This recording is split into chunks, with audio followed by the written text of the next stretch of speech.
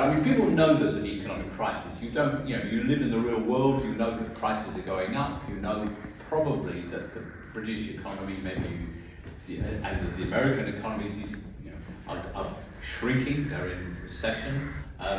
We are at a point where the inequalities are obscene. I printed this off for this. This is, if anybody here is into football, this is fans at Celtic a couple of weeks ago with these big banners, one saying enough is enough, 25% of children, 20% of working age people, 14% of pensioners live in poverty. This is in the 6th richest country in the world, I mean, what have we got where things are functioning like this? And in fact, with a shrinking economy, it's going to get worse, and we've got a budget tomorrow, and the Chancellor has already told everybody, it's going to be eye-watering, I think is the phrase he keeps using. It's going to hurt. And the real question is, how do we understand this? If anybody here has done any economics, then you probably have struggled with it. You may know that at Manchester University, in the middle of the 2007-2008 crash, there was a revolt by students because here was the biggest crash in decades, and the students stood up and said, "Why didn't you tell us? You didn't. There's no crash in my syllabus. It just doesn't exist in the planned course, the 3-year course that we're doing as undergraduates studying economics." They actually set up what is a substantial organisation inside the university called the Post-Crash Society, which has its meetings every term. I'm just saying this because it's important to recognise that what I'm going to do is to introduce the ideas of Marx, who developed economic theories back in the 19th century, which really fundamentally contradict what is going on inside most university syllabuses teaching economics at the moment. And if anybody has got any experience of that, please come up with that, because we do need to look at the way in which what we say as socialists really contradicts the way in which the ruling ideas are presented by people who you hear on the radio being invited to speak as expert economists. We are rejecting that. Now, it's not always been true, because if you go back to the beginning of economic theory, the man who's always quoted is a man called Adam Smith, who lived 250 years ago, and Smith accepted the basic idea, which is our starting point, which is that we live in a world which has a huge amount of wealth being created, but if you want to measure that wealth, you measure it in the amount of human labour that was required to produce it. That's how we measure wealth in terms of what Marx calls the socially necessary labour time. And it's not something which you need to be a left-winger to understand and to agree with. The way in which you can tell it, if you look back historically, if you go back, humanity has been labouring. We are a species that lives through labour. That's what distinguishes us as a species. We've been working, therefore, since we've been around as a species 100,000 years. And the fact is, every so often, people in their survival, people would live in small communities, hunter-gatherer societies. Every so often, you'd produce more than you needed. And you then look around and see whether anybody's got something that you might like, and they might want what you've got. This is called bartering. It's not a sophisticated operation.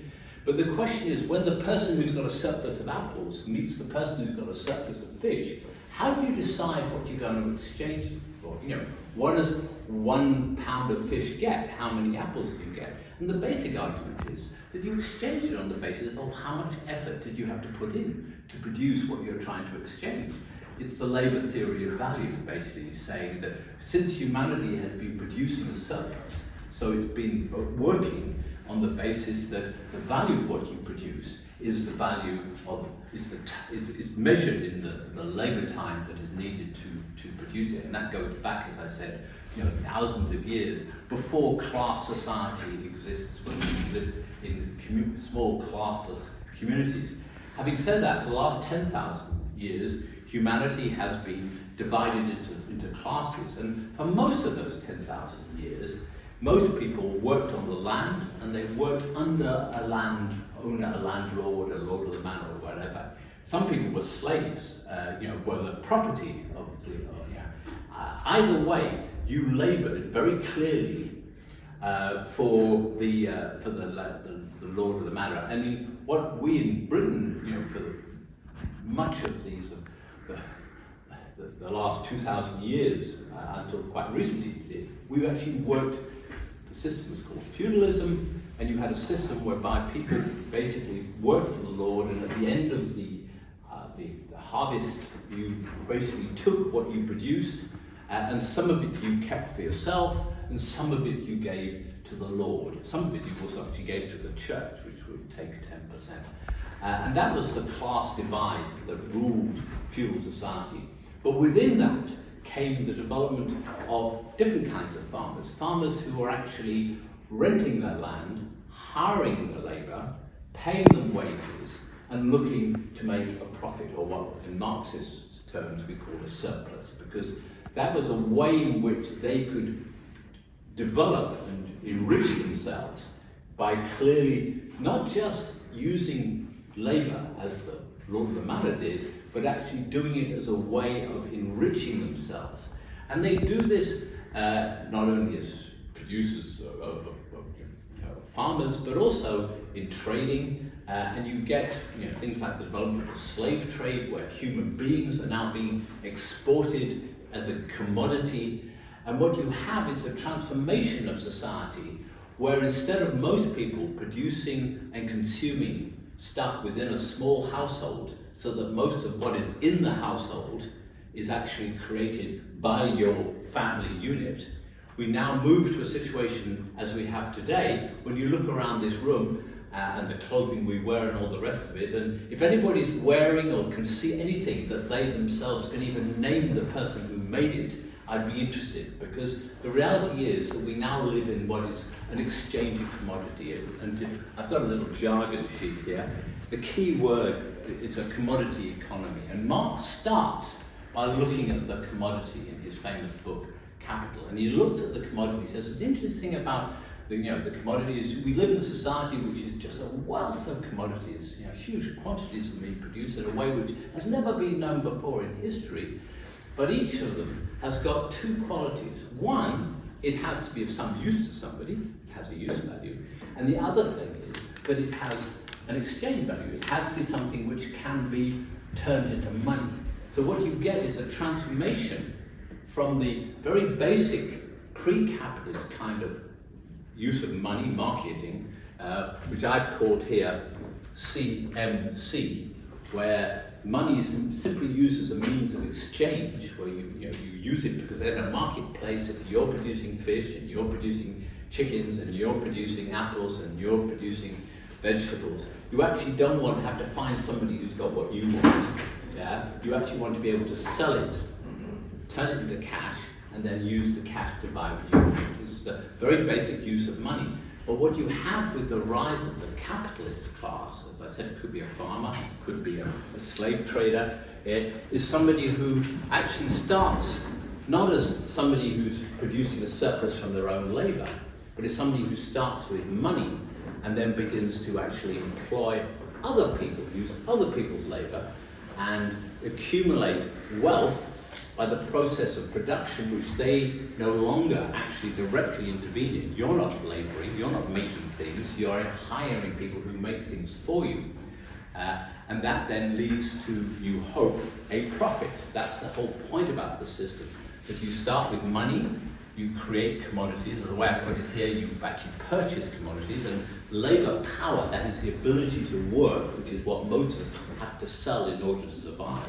That's what wage labour is. It's selling your ability to work, is something which you have to put together with the raw materials and maybe machinery as well, and then you have a process of production, and then there's an output, a commodity is made which can be sent to the market, and the whole point of this process is it produces more than you started with in terms of cash. The whole aim of it is profit.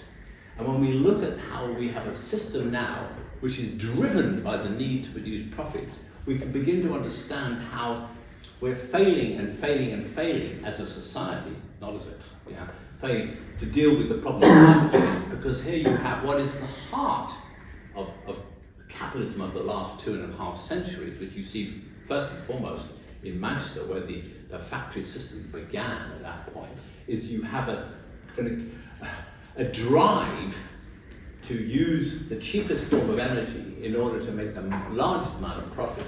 And that cheap form of energy was fossil fuels. It was coal initially, and then that's been replaced to some extent by oil, but still a lot of coal being used, and of course there's gas as well. That fossil fuel economy is a key part of what has created modern capitalism, and which is also the key to the destruction of the world as we know it as a habitable environment if we don't actually deal with it very, very soon. We already have, 20-something million people made homeless by huge floods which are in Pakistan, which without doubt have been triggered to a large extent by climate change. These have been unknown before in history. That level of violence created by an economy, a world economy, which is driven by the need constantly to accumulate. And what you see is what Marx calls the circuit of capital, that you gradually get, if it works, an accumulation of wealth. The rich, the whole idea is you become richer. And I'll throw in this, that it's actually a very violent process, that it doesn't simply operate on the basis of, well, rationally we'll put the money in and we'll make more money and it all goes up and forth.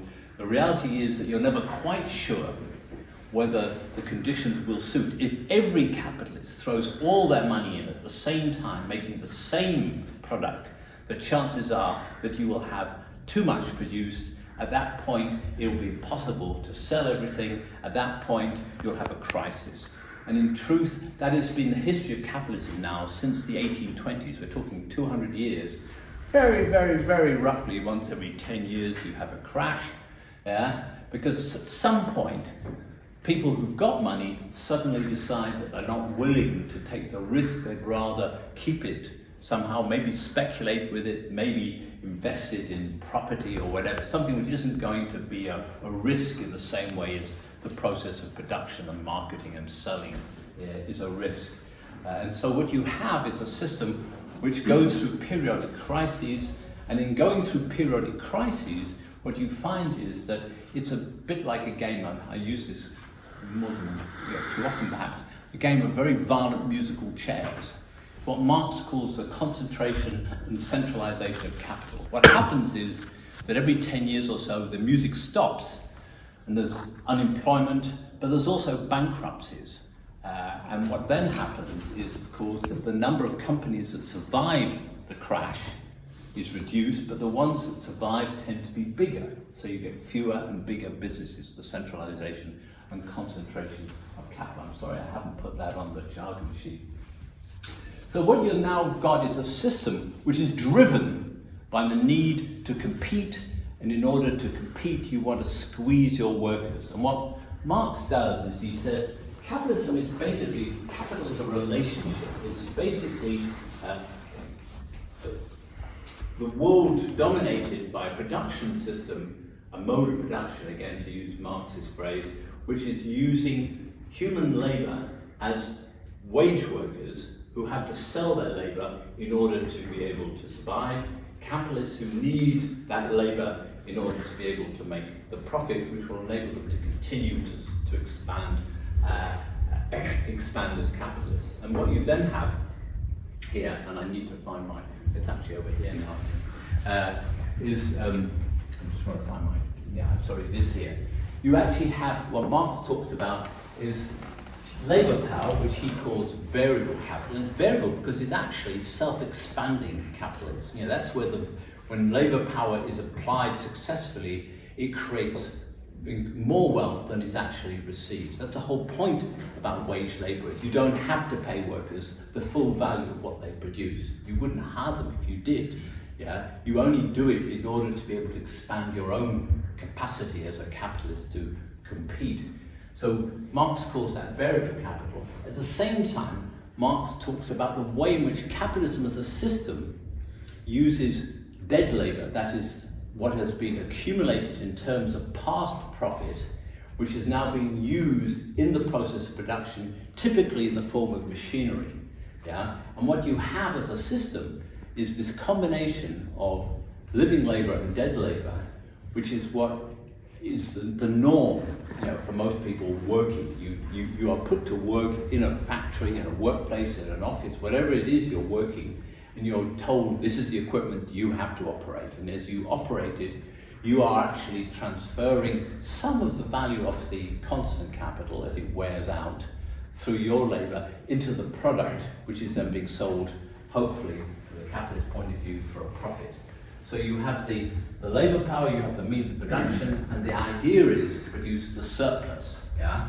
And what is key here is that you're looking at the rate of surplus value, or the rate of exploitation. Is how much profit are you getting compared to how much you're laying out in wages? And I mean, I want to sort of invite people to talk about their experiences of working now, to whether people you feel are squeezing you, because that's the whole point, is you try to get as much out of workers as you possibly can. In the totally brutal existence of workers who came, with nothing, to work in the mills of Manchester and other industrial centres 200 years ago, what happened was, of course, that they drove up the working day, up from 8 to 10 to 12 to 14, even 16 hours a day, maximising the amount of labour time that you could actually get out of a worker, whilst giving them as low wages as possible. That was what Marx calls absolute surplus value. You actually extend the working hour. Now the reality is that there are only 24 hours in the day. You can't do it beyond a certain point, and if you do it too much, you actually destroy the very source of your profit, because workers will simply not be able to sustain that level of effort. In fact, just on the radio yesterday, I was hearing them talk about the number of people who have disappeared from the workforce.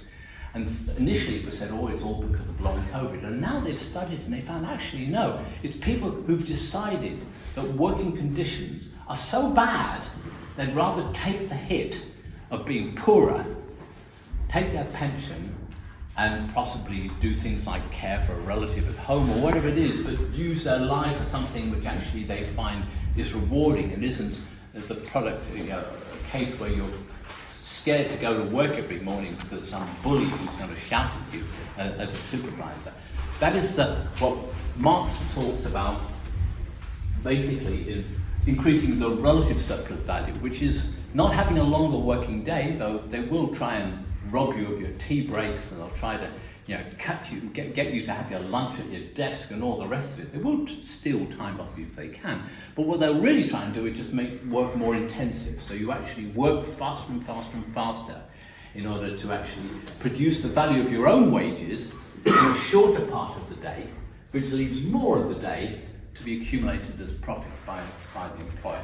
And that's what is going on now. I mean, it is more complicated than that. I mean, I would argue, for example, that we have governments, particularly conservative governments, which have allowed the bit of the wage which doesn't come through your wage packet, but which can be called your social wage, which is things like the healthcare you get, or things like any kind of welfare benefits which you may be able to get. Those are being cut. So it's the social wage, if you like, that is being cut as much as the cash wage that you earn. But in both cases, if you cut the social wage, you can then reduce taxes and actually leave more in the profit of the employer. It doesn't flow into the workers' pockets when the NHS has fewer and fewer staff. What it means is they can keep the tax burden on capital lower. Please do grab a seat, yeah? So it's a situation where they are driven the whole time to pressure us, to squeeze us, to get more out of us. And they may do it in 1,000 different ways. They may do it with a big smile on their face and try and say, we're all one happy family and you really should come and join with us, and I'm somebody who works incredibly hard, so you should copy me. I mean, I can't believe this, but literally, the newspapers today report that Elon Musk, who I think might be the richest man in the world, has just told his entire workforce at Twitter, who he's just taken up for billions, that if you're not willing to work overtime for free, go. Yeah, I'm not interested. You've got till 5 o'clock on Thursday to sign up to this new slaves charter. I mean, you couldn't make it up, you really couldn't. But the fact is, he is now seen as the kind of model who will be used by other bosses and supervisors as a kind of stick. Well, you know, you look what Musk's doing, he must know something, he's the richest man in the world. Okay, so I have to move faster now. I've talked about competition driving this whole process. I don't think I really need to give you this example, but basically what it's saying is that when you add new technology, and this is the key point, you actually change things. And the whole history of capitalism is that capitalists compete, they try to cut wages, but they also compete by trying to have more sophisticated technology. Now there's a problem here. They'd rather not spend money on anything, they'd rather just screw you. You know, that's the easiest way to do it. But the fact is that the company that introduces new labor-saving technology first will be able to produce more cheaply, will maybe be able to produce a more advanced product, and will therefore steal a lead on the competitors.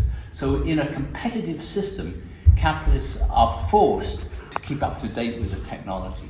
And what has happened over the history of capitalism is that the technology that is being used and the cost, more importantly, of that technology has grown. And in the cost increasing, what you get is a different kind of ratio, and I need to look at this ratio. So it's the surplus, right, compared to wages is what the capitalist is constantly trying to improve. That's C, so S over V, surplus compared to wages.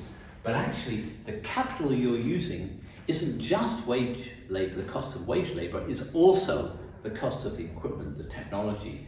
And so you have to add the two if you're going to work out what the rate of profit is. And the fact is that C goes up more than V goes down. Yeah? In other words, the ratio of profit to the amount of capital that you use goes down. If you're a capitalist and you make £1 million of profit, yeah, and you've got a factory which is worth £1 million, hey, you're a success. If you're a capitalist who's making £1 million of profit, but you've got a factory that costs £100 million, you're not. You get the difference. And the point is that capitalism as a system becomes more and more engaged with more and more technology, and the tendency then is for the rate of profit to fall. And this is a chart of, you could do this in different ways, but this is over my lifetime, what has happened to the rate of profit in the world's largest economy, the United States. Yeah? That actually, having had a profit rate of 25%, you know, when I was born, we're now down to something like half that figure. Yeah? And it's because of the way in which the ratio of profit to the cost, if you like, the capital that's engaged, has actually shifted to the point where it's less profitable than it used to be. And in that situation, capitalists are more reluctant, and you then get into a situation where the recessions go on for longer, the booms are shorter. Capitalists tend to use things like debt as a way to try and overcome the problem of investment because they're not making enough profit. I'm going to have to stop here because that's the rule. Like another minute? Yeah, okay, got another minute. Okay, my point is that we are in a situation now, where they're trying to make us pay for the crisis. I've used this cartoon from 1929, which was quite famous then, and I think still worth looking at.